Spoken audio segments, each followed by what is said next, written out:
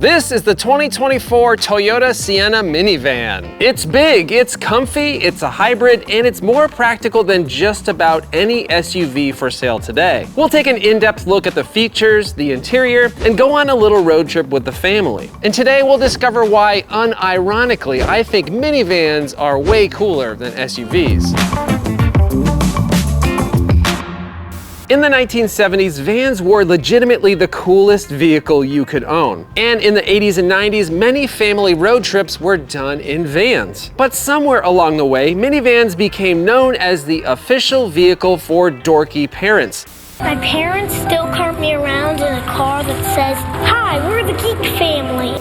Sales tanked, and SUVs took over the world. Humans tend to follow the herd, and if everyone says minivans are uncool, most people will just blindly agree and end up buying an SUV, even if it's less practical than a minivan. But really though, most new SUVs all kinda look the same, and if everyone is driving an SUV, how cool can they really be? And when it comes to minivans, they're the undisputed champion of practicality. A lot of a van's practicality can be attributed to its shape. It's a box on wheels, but usually with a very low entry point and high ceilings. And simply put, that makes it easier to get people and cargo in and out of the thing. Compare that to most SUVs and crossovers, which are generally higher off the ground with lower roof lines. And of course, they don't have these sliding doors. This Sienna gives you tons of passenger and cargo space, more than just about all three-row SUVs. Now, this generation Sienna has been around since 2021, and it's remained relatively unchanged since then. We've still got that very efficient hybrid powertrain. It can still be had with front-wheel drive or all-wheel drive. We've still got 18 cup holders, and we've still got this bold styling with swoops and creases, a huge grille, and taillights with fangs. There is a lot going on here, but after seeing these on the road for the last few years, it no longer seems that over the top to me. And I'm not a fan of this cement gray color here, but my wife loves it. The Sienna is available in a super cool green color on the limited and platinum trims, and that's the color I'd want. But unfortunately, you can't get it with this XSE. There are 6 trims to choose from, and this XSE is the mid-grade trim, which seems like a pretty good sweet spot for features versus cost. Okay, so let's take a look at the second and third rows first, because when it comes to a minivan, that's arguably more important than the front row, right? So this van does have these cool foot-activated rear sliding doors, which I can't always get to work. My daughter can get it to work every single time, but I can't really always get it to work. Might just be because I'm an idiot. It worked that time. So once you're inside, these captain's chairs are quite comfortable. You got armrests on both sides. No complaints for a long road trip. It's really easy to get a car seat installed. And look at the ridiculous amount of travel in these seats.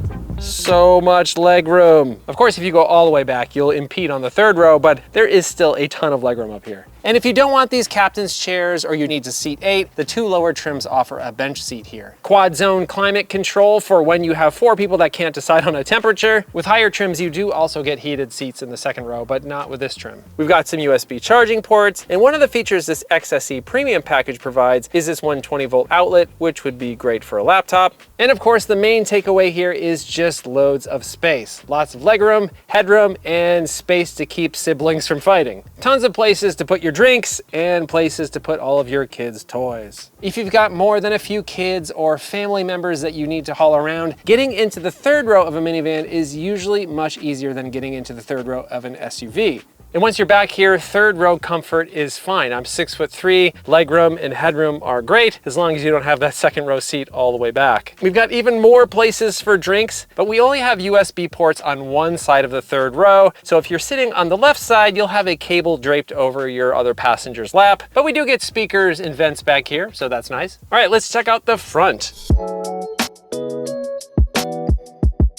So once you're in the front, the first thing that you'll notice is this right here, which is what Toyota calls the bridge. And while this does give you a bit less of an open feel than previous Siennas, it is a pretty good use of space. We've got a traditional and somewhat chunky gear selector right here. There's a large storage area underneath, and up above we've got a USB port for the infotainment, 4 cup holders, though 2 are a bit smaller, and this huge storage console right here, loads of space. So right up here is what seems to be a good dedicated spot for your phone, but if your phone's a bit large, large, it will bump up against those HVAC controls, but there's plenty of other places to put your phone. This XSE premium package has a wireless charger right here, or you could put your phone in a number of these cup holders. There's also a nice little spot right here for your phone. Phone storage everywhere. I also really like this little storage shelf up here. I feel like more vehicles need to have storage space like that. These front doors have 2 cup holders each with another little tray for more stuff. Nice squishy soft touch materials on the doors. And thankfully, almost no gloss black plastic in here. You've got this cool textured plastic down here on the center console, just a little bit surrounding the infotainment, that's it. Overall, the cabin looks upscale with nice materials and good fit and finish. It doesn't necessarily look super luxurious, but it's a pleasant place to be. It is essentially the same as it was when the van was introduced a few years back, but it holds up.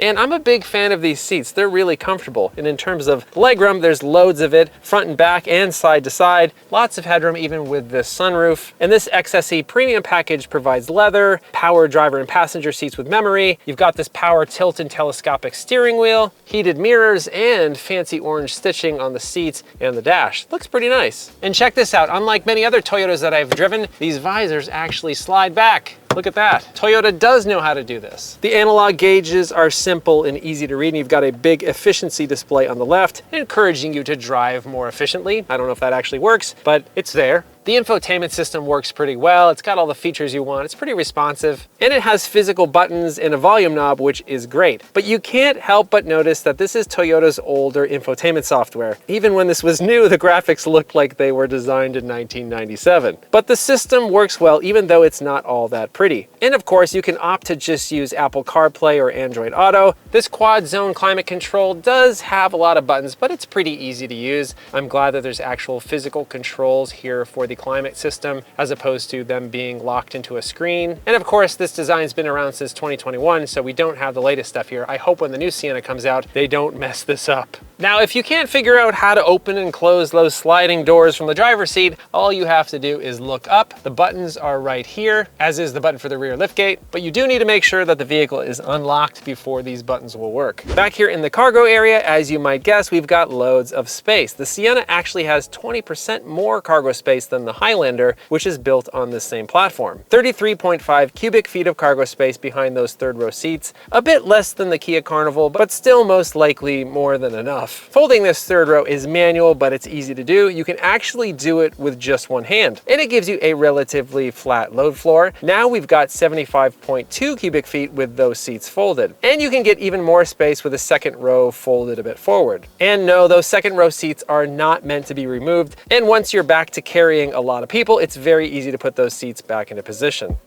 The Sienna has Toyota's Safety Sense 2.0 system, which isn't their latest software iteration, but it still offers a good set of features. So that gives you features like pre-collision warning with pedestrian detection, adaptive cruise, lane keep assist. But I think one of the best safety features that we have here is the excellent visibility. Visibility out the front and sides is better than just about all new SUVs available for sale. There's loads of glass, the belt line's low, you have a little window right here, a big windshield. It's great. And because this minivan isn't trying to be an aggressive looking SUV, the hood is relatively low and really easy to see over, making it more safe than most SUVs for pedestrians. Visibility out the back is pretty good too. The C and D pillars are pretty thick, but the rear window is pretty sizable. We also get a rear view camera with acceptable quality, and some trims get a digital rear view mirror as well. Okay, enough talking about this cabin. Let's go for a drive.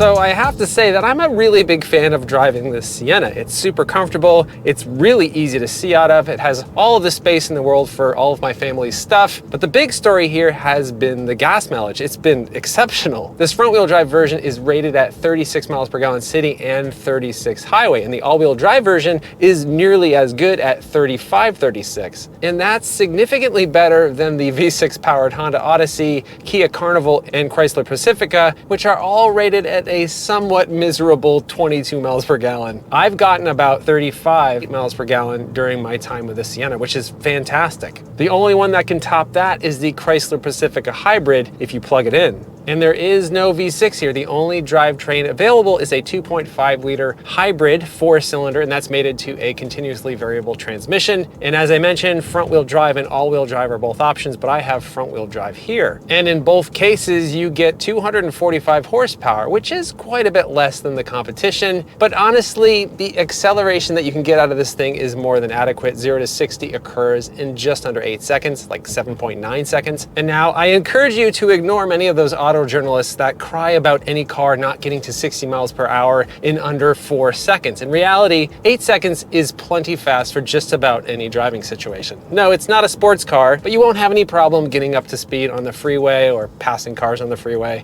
So in general, yeah, this is a pretty quiet cabin, but if you do mash that throttle pedal, the sound of the somewhat drony powertrain does make its way in here. So this week we did take this Sienna on a family road trip to Legoland. We fit all of our cargo with ease. My daughter and her cousins had plenty of space in the back of this van. The ride was super comfortable and we got insanely good fuel economy. On the freeway, the adaptive cruise control worked quite well. We got to Legoland in comfort, went on way too many rides, got soaked at the water park, bought too many things at the gift shop, but overall had a blast. And after the Legoland trip was over and everyone was tired, souvenirs got packed, seats got reclined, iPads got plugged in, cup holders got filled, and we made the long trek back home. And I can't think of another vehicle I'd rather have to cart around my family and friends on a road trip. A minivan is the perfect vehicle for that, especially one that's as efficient as this one is.